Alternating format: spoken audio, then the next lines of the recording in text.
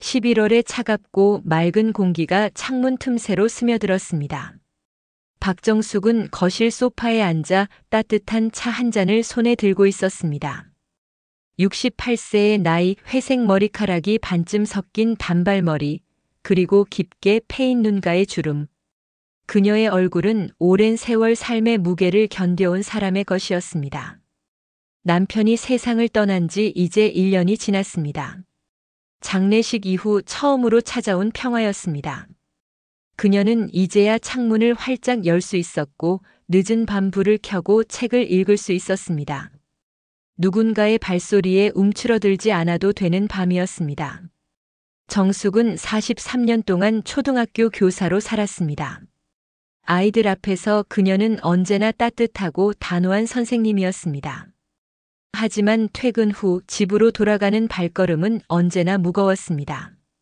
현관문을 열기 전 그녀는 항상 잠시 멈춰 서서 한숨을 삼켰습니다. 그리고 미소를 지으며 안으로 들어갔습니다. 남편 박철수는 밖에서는 성실한 회사원이었습니다. 하지만 집안에서 그는 전혀 다른 사람이었습니다. 술을 마신 날이면 그의 목소리는 거칠어졌고 손은 정숙을 위협하는 무기가 되었습니다. 정숙은 그때마다 입을 다물었습니다. 아들 준호가 자고 있는 방문을 바라보며 그녀는 속으로 되뇌었습니다. 참아야 해. 이 아이를 위해서라도. 준호는 그렇게 자랐습니다.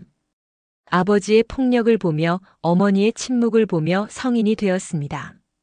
정숙은 그 사실을 외면했습니다. 아니, 외면하고 싶었습니다. 이제 준호는 38배 성인이 되었습니다. 3년 전 결혼을 했고 며느리 이유리는 조용하고 예의 바른 여성이었습니다. 정숙은 그녀를 처음 본 순간부터 묘한 불안감을 느꼈습니다. 유리의 눈빛이 너무도 익숙했기 때문입니다. 그것은 수십 년 전 거울 속에서 보던 자신의 눈빛과 닮아 있었습니다. 지난주 정숙은 준호의 집에 저녁 식사 초대를 받았습니다. 유리가 만든 음식은 정갈했고 대화는 평온했습니다. 하지만 설거지를 도우려 부엌으로 따라 들어갔을 때 정숙은 그것을 보았습니다. 유리가 그릇을 씻으며 소매를 걷어 올렸을 때 팔뚝에 선명한 멍 자국이 드러났습니다. 크기도 색깔도 위치도 모두 너무나 익숙한 것이었습니다. 정숙의 손이 떨렸습니다. 유리는 황급히 소매를 내렸고 두 사람의 시선이 공중에서 마주쳤습니다. 어머님 괜찮으세요? 유리의 목소리는 떨리고 있었습니다. 정숙은 아무 말도 할 수 없었습니다. 그녀의 입술이 움직였지만 목소리는 나오지 않았습니다. 마치 40년 전으로 돌아간 것 같았습니다. 그때도 그녀는 침묵했습니다. 친구에게도 가족에게도 심지어 자신에게도. 거실로 돌아온 정숙은 준호를 바라보았습니다. 그는 텔레비전을 보며 맥주를 마시고 있었습니다. 남편과 똑같은 자세, 똑같은 표정이었습니다. 정숙의 가슴이 철렁 내려앉았습니다. 준호야, 요즘 일은 어때? 정숙이 조심스럽게 물었습니다. 괜찮아요. 그냥 바쁘죠 뭐. 준호의 대답은 무뚝뚝했습니다. 그리고 유리를 향해 말했습니다. 물 좀 갖다 줘. 명령하는 듯한 말투였습니다. 유리는 즉시 일어나 부엌으로 향했습니다. 정숙은 그 뒷모습을 지켜보았습니다. 약간 구부정한 어깨, 서두르는 발걸음, 그것은 과거의 정숙의 모습과 같았습니다. 집으로 돌아온 밤 정숙은 잠들 수 없었습니다. 침대에 누워 천장을 바라보며 그녀는 오래된 기억들과 마주했습니다. 멍든 팔을 긴 소매로 가리던 날들, 아들 앞에서 억지로 웃던 순간들, 그리고 수없이 삼켰던 비명들. 그때 내가 도망쳤다면. 정숙은 혼잣말을 했습니다. 그때 내가 경찰을 불렀다면, 내가 입을 열었다면 이 아이가 이렇게 되지는 않았을까? 죄책감이 밀려왔습니다. 무거운 파도처럼 숨을 막히게 하는 압박감처럼. 정숙은 자신이 저지른 가장 큰 잘못이 무엇인지 깨달았습니다. 그것은 남편의 폭력에 맞선 것이 아니라 침묵으로 그것을 대물림시킨 것이었습니다. 다음 날 아침 정숙은 오래된 일기장을 꺼냈습니다. 30년 전 것이었습니다. 누렇게 바랜 종이 사이로 그녀의 과거가 펼쳐졌습니다. 1994년 7월 15일. 오늘도 참았다. 준호가 깨면 안 되니까. 1998년 3월 2일. 손목이 아프다. 하지만 학교에선 아무도 눈치채지 못했다. 2003년 11월 28일. 이혼하고 싶다. 하지만 용기가 없다. 페이지를 넘기던 정숙의 손이 멈췄습니다. 마지막 페이지에 적힌 한 문장이 눈에 들어왔습니다. 내 아들을 위해 난 참을 수 있어. 정숙은 일기장을 천천히 덮었습니다. 그리고 창밖을 바라보았습니다. 차가운 11월의 하늘은 묘하게도 맑았습니다. 그녀는 결심했습니다. 이번에는 침묵하지 않겠다고. 이번에는 외면하지 않겠다고.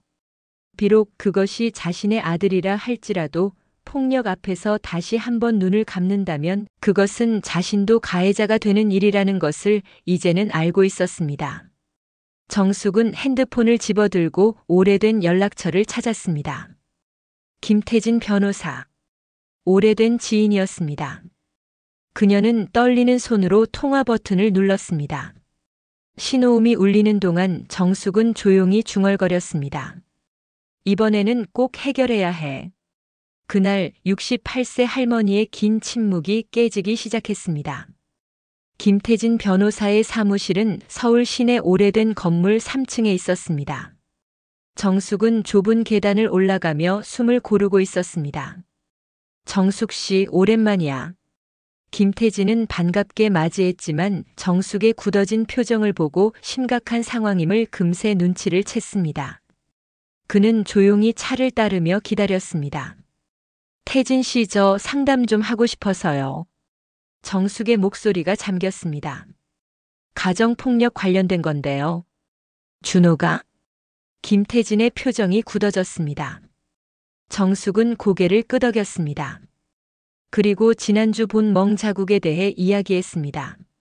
말을 하는 내내 정숙의 손은 떨리고 있었습니다. 증거가 있어야 해요. 사진, 녹음, 병원 기록. 그리고 무엇보다 본인의 의지가 중요합니다. 며느리분이 직접 나서야 해요. 그게 제가 어떻게 물어봐야 할지 모르겠어요. 정숙은 차를 마시며 말했습니다. 똑같은 일을 겪었으면서도 어떻게 말을 꺼내야 할지 모르겠어요. 40년을 침묵했던 사람이 무슨 자격으로. 정숙 씨. 김태진이 조용히 말했습니다. 바로 그 경험 때문에 할 수 있는 거예요. 아무도 이해 못하는 걸 정숙 씨는 이해하잖아요. 정숙은 천천히 고개를 끄덕였습니다. 일주일이 지났습니다. 정숙은 유리에게 연락을 했습니다. 카페에서 만나자고 했습니다. 조용한 곳, 아무도 없는 시간대였습니다. 유리는 약속 시간보다 10분 일찍 도착했습니다. 그녀는 긴 소매 옷을 입고 있었고 눈가에는 옅은 다크서클이 있었습니다. 정숙은 그 모습만으로도 충분히 알 수 있었습니다. 어머님, 무슨 일로 부르셨어요? 유리의 목소리는 조심스러웠습니다. 유리야. 정숙은 처음으로 며느리를 이름으로 불렀습니다. 솔직하게 물어볼게.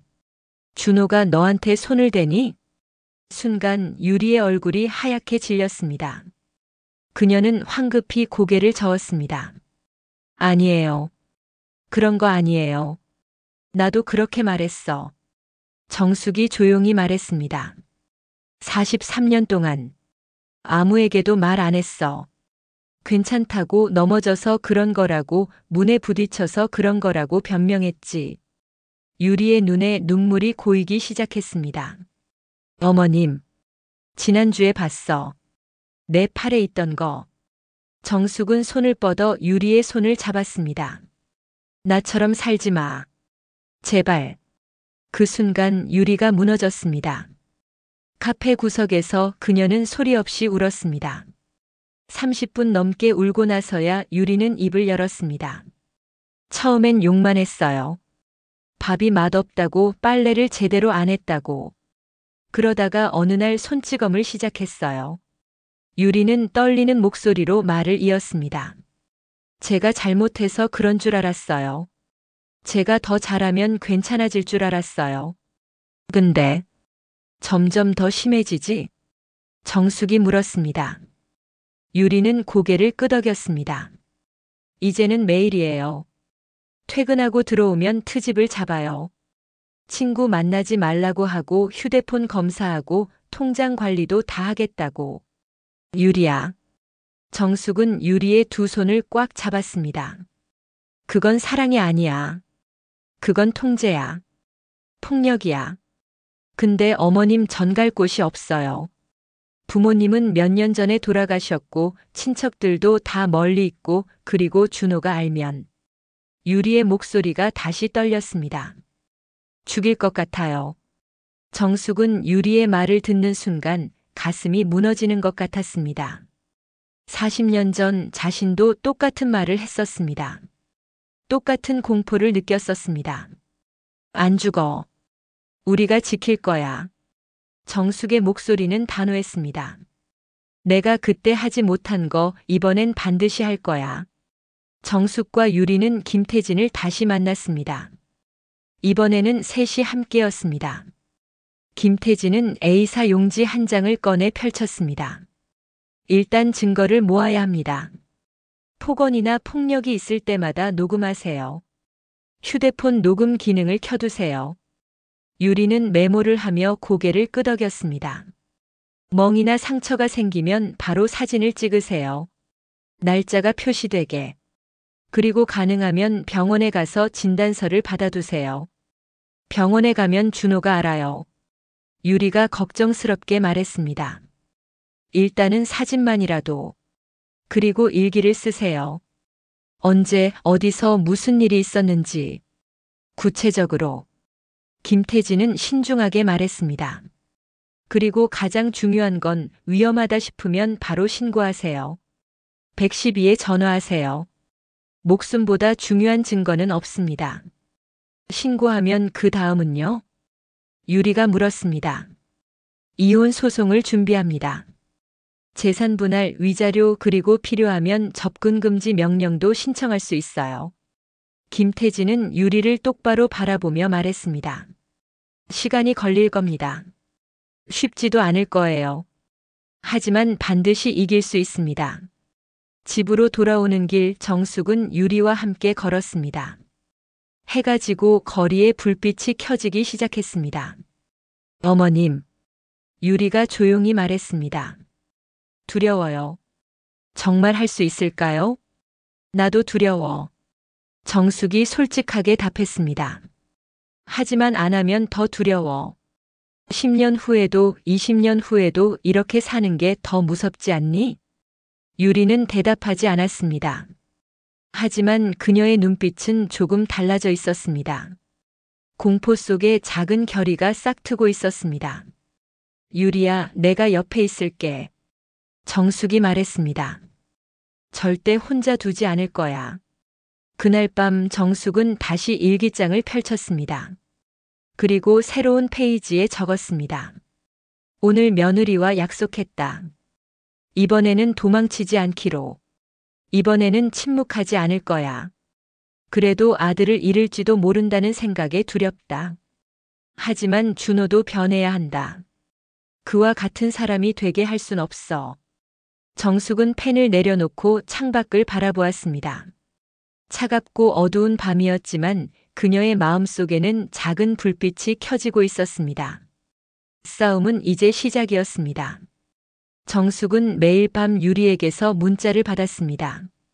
오늘 녹음했어요. 사진 찍었습니다. 괜찮아요. 걱정 마세요. 하지만 정숙은 알고 있었습니다. 괜찮지 않다는 것을. 메시지 속 문장은 짧아지고 있었고 답장 시간은 점점 늦어지고 있었습니다. 어느 금요일 저녁 정숙의 휴대폰에 유리의 전화가 걸려왔습니다. 밤 11시였습니다. 유리의 목소리는 떨리고 있었습니다. 배경으로 텔레비전 소리가 들렸습니다. 오늘 또 그랬어요. 제가 녹음을 켜려고 했는데 준호가 이상하게 쳐다봤어요. 혹시 눈치챈 것 같아요. 지금 안전하니? 정숙이 급하게 물었습니다. 네, 지금은 자고 있어요. 술 마시고 들어와서. 내일 낮에 만나자. 괜찮겠니? 네. 준호는 내일 회식이래요. 늦게 들어올 거예요. 전화를 끊고 정숙은 한숨을 내쉬었습니다. 그녀는 서랍에서 작은 USB를 꺼냈습니다. 지난 2주 동안 유리가 보내온 파일들이 저장되어 있었습니다. 녹음 파일 7개, 사진 12장, 그리고 유리가 쓴 일기장 사진들. 정숙은 이어폰을 끼고 녹음 파일 하나를 재생했습니다. 또 늦게 들어왔어? 밥은 왜 이렇게 차가워? 준호의 목소리였습니다. 거칠고 날카로웠습니다. 미안해요. 금방 데워올게요. 유리의 목소리는 작고 떨리고 있었습니다. 미안하면 다야? 맨날 미안하다고만 하면 뭐가 달라져? 쿵 하는 소리가 들렸습니다. 무언가가 바닥에 떨어지는 소리였습니다. 그리고 유리의 작은 비명. 정숙은 이어폰을 뺐습니다. 더 이상 들을 수가 없었습니다. 그녀의 손은 떨리고 있었고 눈에서는 눈물이 흘러내렸습니다. 준호야, 내가 너를 이렇게 만들었어. 정말 어쩌면 좋을까. 다 내 탓이야. 다음 날 오후 정숙과 유리는 조용한 공원에서 만났습니다. 주말이었지만 날씨가 추워서 사람이 별로 없었습니다. 벤치에 앉은 유리는 목도리로 얼굴 반을 가리고 있었습니다. 어머님, 이거요. 유리는 작은 봉투를 꺼냈습니다. 안에는 USB와 작은 공책이 들어 있었습니다. 지난 2주 동안 모은 거예요. 녹음이랑 사진이랑 그리고 제가 매일 쓴 일기예요. 정숙은 봉투를 받아들었습니다. 생각보다 무거웠습니다. 아니, 무게가 아니라 그 안에 담긴 고통이 무거웠습니다. 잘했어. 정말 잘했어. 정숙이 유리의 손을 잡았습니다. 손이 차가웠습니다. 근데 어머님, 유리가 목도리를 조금 내렸습니다. 턱 아래에 붉은 자국이 보였습니다. 어제 준호가 제 목을 잡았어요. 처음으로 그렇게까지 한 건 처음이었어요. 왜 그런 거야? 제가 휴대폰을 보여주지 않았어요. 누구랑 연락하냐고 뭘 숨기냐고 계속 소리를 질렀어요. 그래서 제가 그만해요라고 했어요. 그 순간 유리의 목소리가 끊겼습니다. 정숙은 입술을 깨물었습니다. 상황이 점점 더 나빠지고 있었습니다. 유리야, 이러다 큰일 나겠어. 당장 나와야 해. 어머님, 근데 어디로 가요? 제 통장도 준호가 다 관리하고 있어요. 제 명의로 된 돈이 하나도 없어요. 유리가 말했습니다. 그리고 준호가 알면 끝까지 쫓아올 거예요. 절대 그냥 안 둘 사람이에요. 정숙은 아무 말도 할 수 없었습니다. 머릿속이 복잡했습니다. 당장 유리를 데려오고 싶었지만 준비가 부족했습니다. 김태진은 증거가 충분히 쌓여야 한다고 했습니다. 하지만 증거를 모으는 동안 유리가 다칠 수도 있었습니다. 일단 조금만 더 참아줄 수 있겠니? 정숙이 조심스럽게 물었습니다. 태진 씨가 2주 정도만 더 증거를 모으면 법원에 접근 금지 신청을 할 수 있대. 그럼 준호가 너한테 함부로 못해. 2주요? 유리의 얼굴에 두려움이 스쳤습니다. 할 수 있어. 우리가 함께 하잖아. 정숙은 유리를 안았습니다. 유리는 정숙의 품에서 조용히 울었습니다. 그날 밤 정숙은 김태진에게 전화했습니다. 태진 씨, 상황이 안 좋아요. 더 기다리면 위험할 것 같아요. 지금 있는 증거로도 충분히 싸울 수 있어요. 하지만 확실하게 이기려면 이기는 것보다 사람이 먼저예요. 정숙의 목소리는 단호했습니다. 다음 주부터 이혼 소송 준비 들어가요. 그리고 임시보호 명령 신청도 같이 해주세요. 알겠습니다. 준비하겠습니다. 전화를 끊고 정숙은 거실 소파에 앉았습니다. 텔레비전은 꺼져 있었고 집안은 조용했습니다. 그녀는 옛날 사진첩을 꺼냈습니다. 준호의 어린 시절 사진들이 나왔습니다. 초등학교 입학식 사진, 운동회 사진, 가족 여행 사진. 사진 속 준호는 웃고 있었습니다. 밝고 순수한 아이의 얼굴이었습니다. 어디서부터 잘못된 걸까? 정숙은 혼잣말을 했습니다. 나는 너를 지키려 그 오랜 세월을 참아왔는데 그게 오히려 너를 이렇게 만들고 말았구나. 눈물이 떨어져 사진 위에 얼룩을 만들었습니다. 정숙은 사진첩을 천천히 덮었습니다. 다음 날 정숙은 준호에게 전화를 걸었습니다. 마지막으로 한번 물어보고 싶었습니다. 준호야, 엄마야. 네, 엄마. 무슨 일이세요? 요즘 유리랑은 잘 지내니? 전화 너머로 잠시 침묵이 흘렀습니다. 왜요? 유리가 뭐라고 했어요? 준호의 목소리가 날카로워졌습니다. 아니야. 그냥 며느리가 요즘 많이 힘들어 보여서. 엄마는 상관 안 하셔도 돼요. 저희 부부 일이니까. 준호야. 정숙이 조용히 말했습니다. 사람은 함부로 대하는 게 아니야. 특히 가족은. 무슨 말씀이세요? 넌 알 거야. 내가 뭘 말하고 있는지. 정숙은 더 이상 말하지 않았습니다. 준호도 대답하지 않았습니다. 긴 침묵 끝에 준호가 전화를 끊었습니다. 이제 돌아갈 수 없겠지. 정숙은 혼잣말을 했습니다. 그리고 김태진이 보내준 서류들을 꺼냈습니다. 이혼 소송 관련 서류, 접근 금지 명령 신청서, 그리고 증거 목록. 새벽 4시 정숙은 마지막 페이지를 덮었습니다. 그리고 일기장에 적었습니다. 폭풍이 몰려오고 있다. 하지만 이번에는 도망치지 않는다. 이번에는 끝까지 간다. 비록 그것이 내 아들을 잃는 일이라 해도. 유리는 작은 가방 하나만 들고 집을 나왔습니다. 준호가 출근한 직후였습니다. 정숙이 택시를 대기시켜 두었고 유리는 10분 만에 집을 빠져나왔습니다. 정말로 나왔네요. 택시 안에서 유리는 떨리는 목소리로 말했습니다. 안도와 공포가 뒤섞인 표정이었습니다. 잘했어. 가장 어려운 걸 해냈어. 정숙은 유리의 손을 꽉 잡았습니다. 택시는 김태진의 사무실로 향했습니다. 사무실에 도착하자마자 김태진은 서류들을 펼쳐놓았습니다. 이혼 소송과 동시에 임시보호 명령을 신청했습니다. 준호 씨가 유리 씨에게 접근할 수 없게 하는 거예요. 언제쯤 결정이 나요? 정숙이 물었습니다. 빠르면 이틀, 늦어도 일주일 안에는 법원 결정이 나올 겁니다. 그날 오후 5시 준호에게 이혼 소송 통지서가 발송되었습니다. 그리고 밤 9시 정숙의 휴대폰이 울렸습니다. 준호였습니다. 엄마, 이게 무슨 일이에요?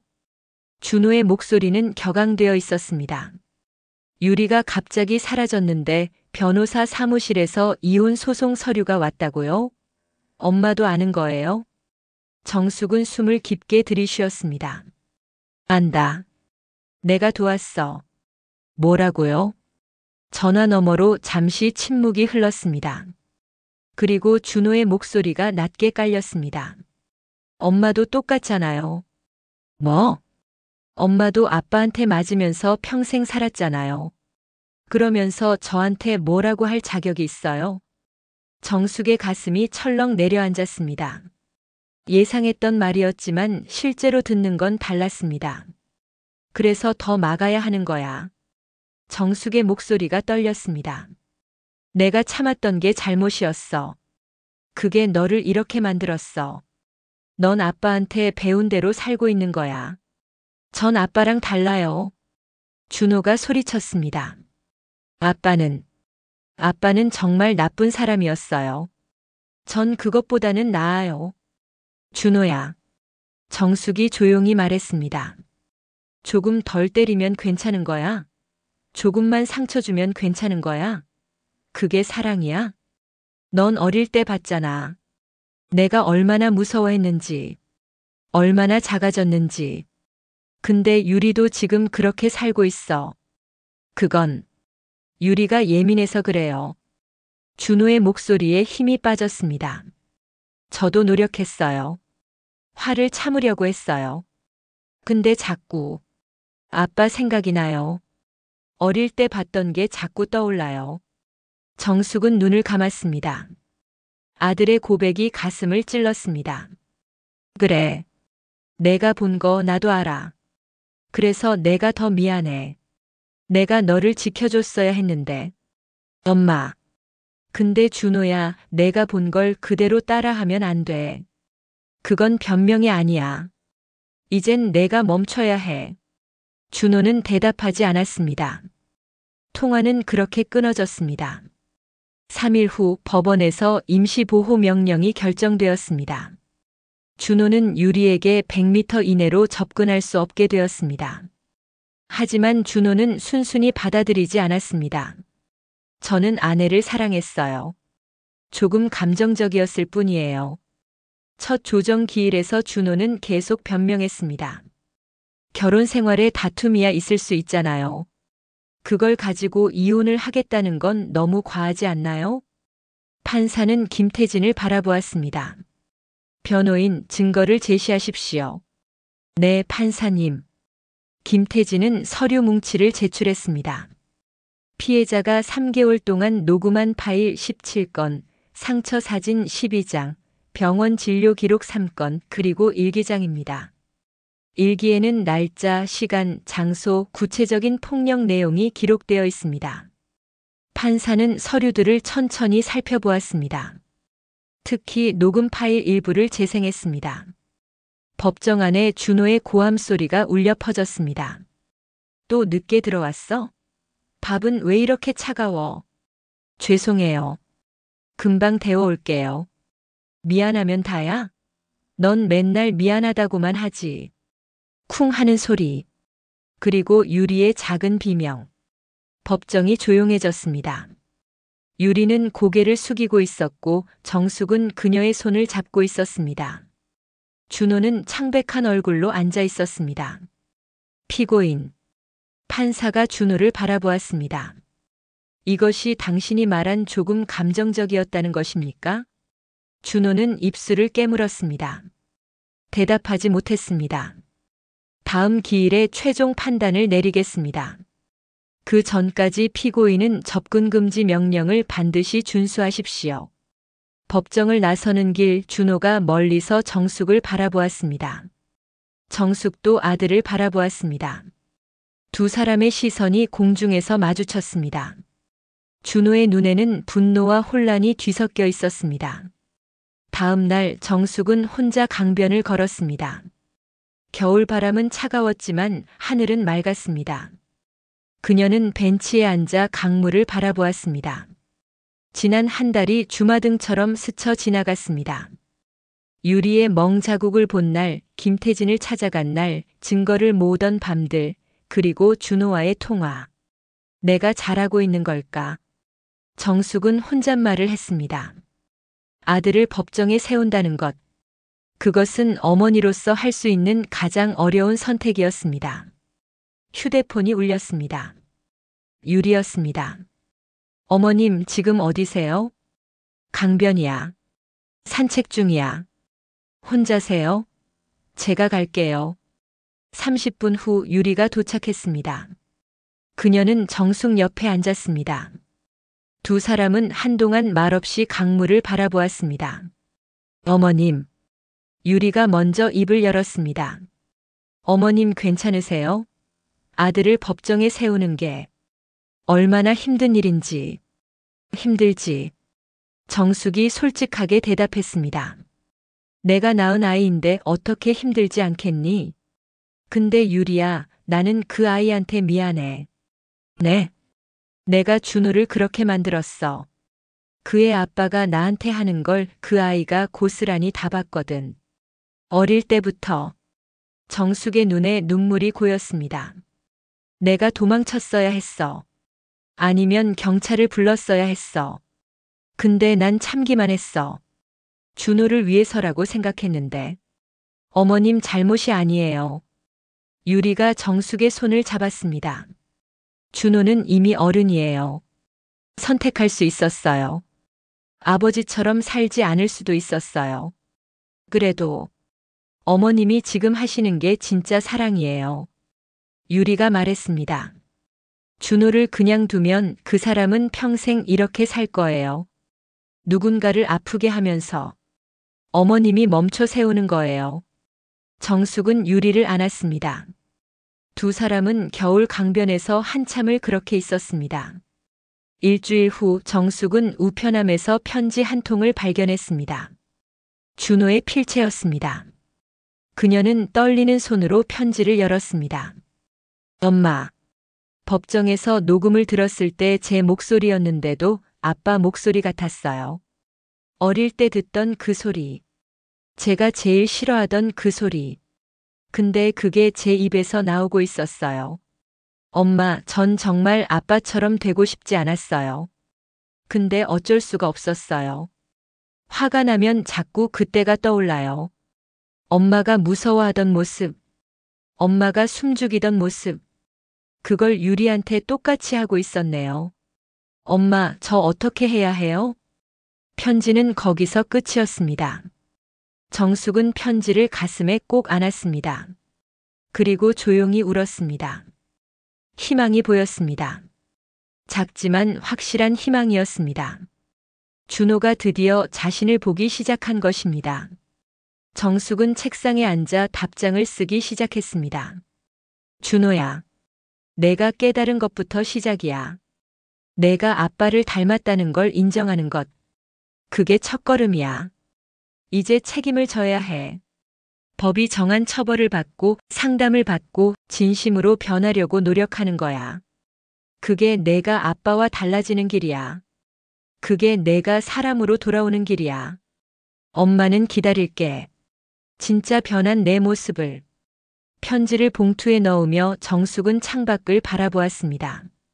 겨울이 깊어지고 있었습니다. 하지만 봄은 반드시 올 것입니다. 폭풍의 한가운데를 지나고 있었지만 정숙은 알고 있었습니다.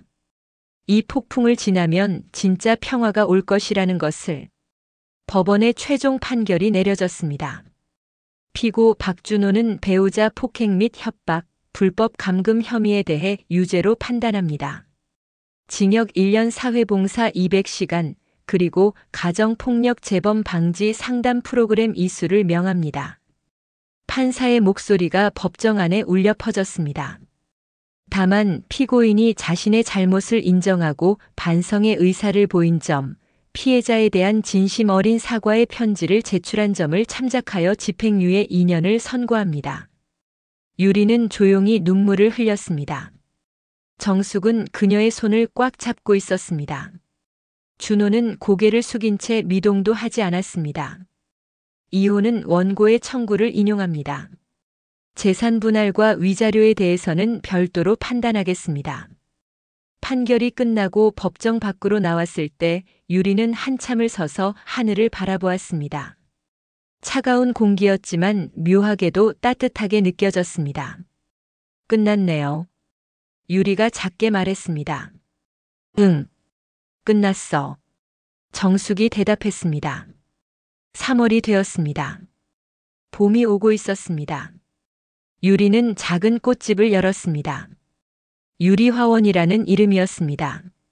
가게 앞에는 색색의 꽃들이 놓여 있었고 햇살이 따뜻하게 비쳤습니다. 개업 첫날 정숙이 꽃다발을 들고 찾아왔습니다. 축하해, 유리야.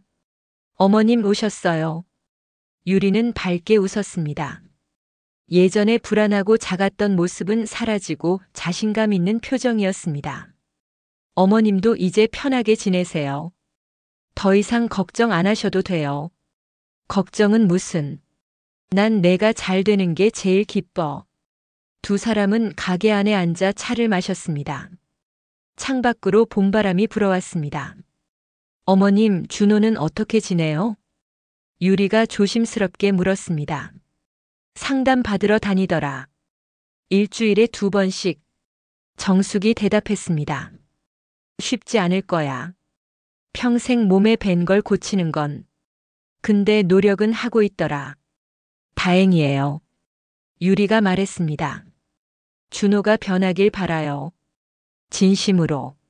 정숙은 유리를 바라보았습니다. 유리의 눈에는 더 이상 원망이 없었습니다. 다만 안타까움만 남아 있었습니다. 넌 참 따뜻한 사람이야. 정숙이 말했습니다. 어느 토요일 오후 정숙은 준호를 만났습니다. 작은 카페였습니다. 두 사람이 마주 앉는 건 판결 이후 처음이었습니다. 준호는 많이 수척해져 있었습니다. 얼굴에는 피로가 가득했지만 눈빛은 예전과 달랐습니다. 더 이상 거칠지 않았습니다. 엄마. 준호가 먼저 입을 열었습니다. 죄송해요. 제가 엄마한테도 유리한테도 너무 못되게 굴었다는 거 알아요. 준호의 목소리가 떨렸습니다. 상담받으면서 알았어요. 제가 얼마나 잘못 살았는지, 엄마가 얼마나 힘들었을지. 정숙은 대답하지 않고 준호를 바라보았습니다. 어릴 때부터 봤어요. 아빠가 엄마한테 하는 거. 그게 무서웠어요. 그래서 절대 그렇게 살지 않겠다고 다짐했는데. 준호가 고개를 숙였습니다. 결국 똑같이 하고 있더라고요. 제가 제일 싫어하던 그 모습으로. 준호야. 정숙이 천천히 말했습니다. 내가 깨달은 게 중요해. 그리고 지금 노력하고 있는 것도. 근데 엄마 전 용서받을 수 있을까요? 용서는 내가 구하는 게 아니야. 정숙이 말했습니다. 내가 변하는 거야. 진짜로 다른 사람이 되는 거야. 그게 유일한 길이야. 준호는 고개를 끄덕였습니다. 엄마, 저 열심히 할게요. 상담도 받고 봉사활동도 하고 진짜 변할게요. 나도 노력할게. 정숙이 말했습니다. 엄마로서 내가 못해준 것들. 그걸 이제라도 하려고 해. 내가 아플 때 말할 수 있게, 힘들 때 기댈 수 있게. 엄마. 우린 둘 다 희생자였어. 아빠의. 그리고 그 시대의. 근데 이제는 달라야 해. 그 악순환을 여기서 끊어야 해. 준호의 눈에서 눈물이 떨어졌습니다. 정숙은 손을 뻗어 아들의 손을 잡았습니다. 오랜만에 느껴보는 온기였습니다. 유리의 꽃집은 동네에서 소문이 났습니다. 꽃이 예쁘기도 했지만 주인의 따뜻한 마음이 사람들을 끌어당겼습니다. 어느 날 오후 유리는 정숙에게 전화했습니다. 어머님 말씀 못 드렸는데 제가 임신했어요. 정숙은 잠시 말을 잃었습니다. 정말? 네. 임신 5개월이 지났어요. 말씀드려야 할지 많이 망설였어요. 유리의 목소리는 떨리고 있었습니다. 처음엔 무서웠어요. 혼자 키울 수 있을까? 준호처럼 되면 어떡하나. 안 돼, 절대 그렇게 안 될 거야. 정숙이 단호하게 말했습니다. 넌 충분히 잘할 수 있어. 그리고 내가 있잖아. 어머님, 할머니 해주실 거죠? 당연하지. 정숙의 눈에 눈물이 고였습니다. 내가 못해준 것들 그 아이한테는 다 해줄 거야. 정숙은 오랜만에 일기장을 펼쳤습니다. 30년 전에 일기장 옆에 새 일기장을 나란히 놓았습니다. 왼쪽에는 과거가 있었습니다. 오늘도 참았다. 준호가 깨면 안 되니까. 이혼하고 싶다. 하지만 용기가 없다. 오른쪽에는 현재가 있었습니다. 유리가 초음파 사진을 보여줬다. 작은 생명이 꿈틀거리고 있었다. 이 아이는 나쁜 일은 하나도 겪지 않고 사랑만 받으며 자랄 것이다. 정숙은 펜을 들고 새로운 문장을 적기 시작했습니다. 나는 43년을 침묵했다. 그 침묵의 대가는 아들의 폭력이었다. 내가 참으면 평화가 올 줄 알았다. 하지만 침묵은 폭력을 키웠다. 68세에 나는 처음으로 입을 열었다. 아들을 법정에 세웠다. 세상은 나를 냉정한 어머니라고 손가락질했다. 하지만 나는 안다. 이것이 진짜 사랑이라는 것을. 사랑은 때로 날카롭다. 상처를 주기도 한다. 하지만 그 상처가 치유의 시작이 된다. 준호는 아직도 상담을 받고 있다. 쉽지 않을 것이다. 평생이 걸릴지도 모른다. 하지만 그 아이는 노력하고 있다. 그것만으로도 충분하다. 유리는 새 생명을 품었다. 그 아이는 폭력 없는 세상에서 자랄 것이다. 내가 지키지 못한 평화를 유리는 지킬 것이다. 침묵의 시대는 끝났다. 이제 진실의 시대가 시작되었다. 정숙은 펜을 내려놓고 창밖을 바라보았습니다. 여름 저녁의 하늘은 붉게 물들어 있었습니다. 아름다운 노을이었습니다. 그녀는 자리에서 일어나 베란다로 나갔습니다. 화분에 물을 주며 작게 중얼거렸습니다. 이제 괜찮아. 이제 진짜 괜찮아. 바람이 불어왔습니다. 따뜻하고 부드러운 여름바람이었습니다. 정숙은 눈을 감고 그 바람을 맞았습니다. 그녀의 긴 여정이 끝났습니다. 아니, 새로운 여정이 시작되었습니다. 침묵의 끝에서 진실이 꽃 피었습니다. 시간은 흘러 유리는 건강한 여자아이를 낳았습니다. 정숙은 병실에서 처음으로 손녀를 안았습니다. 작고 따뜻한 생명이었습니다. 이름은 뭐로 할 거니? 정숙이 물었습니다. 희망이요. 박희망. 유리가 대답했습니다. 어머님이 주신 이름이에요. 정숙은 아기를 내려다보며 조용히 말했습니다. 희망아, 넌 사랑만 받으며 자랄 거야. 무서워하지 않아도 돼. 할머니가, 엄마가, 그리고 이 세상이 너를 지킬 거야. 창밖으로 눈이 내리기 시작했습니다. 하얗고 고요한 눈이었습니다. 새로운 계절이 시작되고 있었습니다.